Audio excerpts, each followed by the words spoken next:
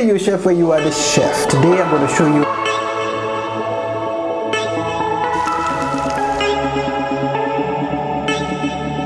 Welcome to Youuchef, where you are the chef. Today I'm going to show you how to make a jerk wrap. Now in this jerk wrap we have a mayonnaise, mustard and pepper base. I have kale, sweet pepper, pineapple, onions, mint jelly. I have chicken that is marinated in jerk seasoning.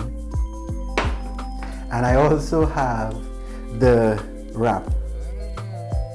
Now to start this wrap, I would be pan-searing the chicken breast until it is cooked throughout. After that, I'm going to cut this into strips. Once the chicken has been cooked and stripped, I would be warming the wrap on a tower. After that is done, the mayo, mustard and pepper base is going on the wrap, followed by the ingredients.